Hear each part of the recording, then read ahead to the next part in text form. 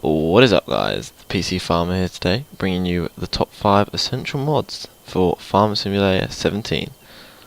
Okay, so coming in on number 5 is the manual attaching mod. Basically, what it says in the title, you manually attach your equipment to your tractors or harvesters. Now you back up to, for this instance, your trailer, and you go around the back, and then you can push Q. This will attach your trailer to the tractor so that it's ready for use. One drawback of this mod, I believe, is that you can't, as you can see in the bottom corner, the red symbol, you cannot detach equipment from inside the tractor.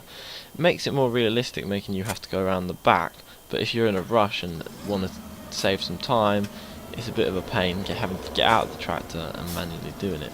It's the same for items that work on 3-point linkage, like this plough. You have to get out round the back and you manually attach it by pushing Q. As you can see, the plough does not lift up. You have to get into the tractor and then you can lift the plough from inside. Exactly the same for when you want to detach it. You've got to put the plough back down, get out the tractor and unattach it by pushing Q again. Same with loading wagons. They're pretty similar except from one little thing. They have a PTO, as you will see. So you back up to the trailer, get out of the tractor and attach it again by pushing Q. As you can see, if I get inside of the tractor, you can now be able to see that if I lower the picker up, it will not work if I push B to power it on. That is because the PTO is not attached. Now connect the PTO by pushing Z. Now I can get into the tractor and then the machine will be fully working. Okay, so number 4 is the repair your vehicle mod. This is a great mod that I think is essential for Farming Simulator 17 with a new system that your vehicles age and they depreciate in value. As you can see, this voucher is £649 a day to maintain and it will sell for just over £192,000. It only has 5 hours on the clock, so not very much, but especially when starting with tractors on Gold Quest Valley on the original, they have 30+ hours, making them not sell for much and hard to maintain. As you can see up in the top corner, I repaired the vehicle only for just over £5,000, but now if I go back on to look how much it costs to maintain, it's only £491 with £235,000 as a resale price. This makes it a great mod if you're starting off on places like I said, like Gold Quest Valley, that tractors have 30+ hours, because when they get to that stage they sell for practically nothing. Okay, so coming in at number 3 is CoursePlay. Everyone should know about this from Farming Simulator 15. I believe this was one of the best mods for the game, so great to see it back in Farming Simulator 17. As you can see, I'll give you a brief overview. Here is where you can select different jobs for whatever you are doing, and it will give you the right settings when setting up your CoursePlay course. You can save courses here, so when you've done a course you can save it and come back to it another session. This is the section more for grain carting, where what percent the tractor will start moving at, etc. This is the speed section. You can control speeds. This will allow you to hopefully stop crashes because of tractors going too fast. Here's your general settings like waiting times and where you use your beacons on the road for the CoursePlay course. Now if I wanted to get on the next section, I've got to click field work, which is there, and now I can select what field I'm in, and this allows me to create a course for when I'm in the field for like jobs like cultivations. As you can see, I've selected the field, and you can select what width and everything, and you can eventually put in there all the right information to set up your course. I'm going to set up a standard course, which is a point-to-point course, which will just display how the mod works. So you click start to get a course going. Now you just drive where you want the tractor to drive, and I will just do a loop around the field. Now it's best to keep the first 3 dots, as you can see the orange dots, straight if you can. This will make it much easier for when the tractor comes back around, so that's just a little piece of advice. Now when we stop the tractor, you stop the course. You can choose to pause and restart if you want, but I'm just choosing to stop here. Then you can save the course. I've just saved it as 1. Now as you can see, I can exit the course and then I can load it back up, and that will be the same if I close down the game. As long as I've saved the game, it will be there still and I can redo the course. Now if I drive up to the starting point, I can select where I want it to start. So you've got the current position, you've got the first position, or you've got the nearest position. For this one I'm going to choose the first position because I want it to start from the first point of the course. So as you can see, it drives slowly, and then when it gets to the second point, everything starts and it will go. Now the tractor, I'm not doing anything now, the tractor is completely driving itself. Now you can choose that button which will show you all the course that the tractor will do, but I tend to keep it off just because you get a lot of dots and lines all over. As you can see, the tractor is driving itself completely, but I better tab into it just for when it finishes. Now when it reaches the end of the course, it will then loop round back to the start.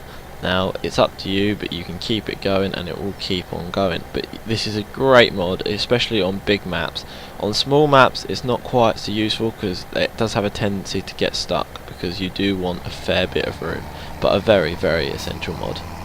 Okay, so coming in number 2 is a Follow Me mod. Now this mod I use on every game, play, whatever save game I'm on, I always use it. It's just so useful.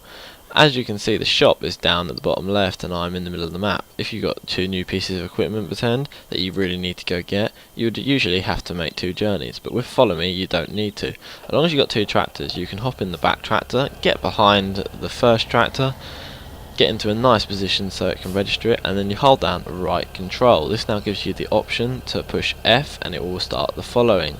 So as you can see, I'm holding down control now and I can choose different settings. Now using the WASD I can choose whether to make the distance go further, backwards, or I can choose offsets. But the offsets are chosen by A and D, and the back and forward is chosen by W and S. Now I've got the CoursePlay set, I can hop on my front tractor.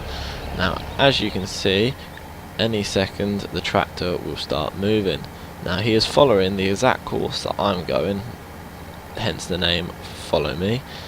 So as you can see, by holding down right shift it will now display all the settings for the tractor, so I can choose offsets and everything.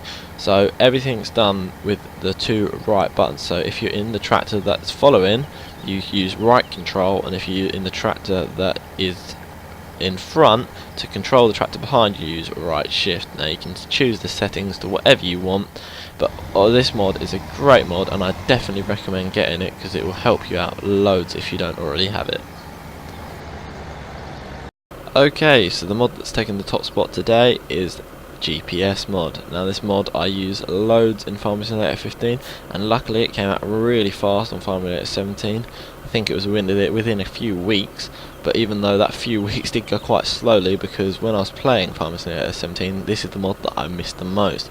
So the first thing to do when setting up GPS is getting your working width. As you can see, it's got an automatic working width setting, but if I was you I would check that it is right. Sometimes I have noticed it's slightly off if in some circumstances, but in this case it's right at 3 meters. Now all you got to do is you got the right settings. You can choose whether you want to move your course to the left or the right with these 2 buttons, meaning that you can set it up to where you want it. You can also do things like create a new line, so where you are driving it will make a direct straight line in front of you. And also you can set offsets, so if you're doing things like ploughing or anything like that, you will need an offset, because obviously the plough will go further to one side than the other side. But for cultivations you should be fine. Also the ploughing, you will need the automatic reversals because it will never be the right way otherwise for going back down the field when you get to the other side. So it's quite easy to set up. All you got to do is push Control W and then it would be on the track and you just start giving it some acceleration. Now the tractor is completely driving itself, keeping itself in the straight line. Now if you wanted to, you can get off the course by just steering and it will automatically kick you off the course, but then all you got to do if you want to go back on is push Control W and then bang, you're back on the course.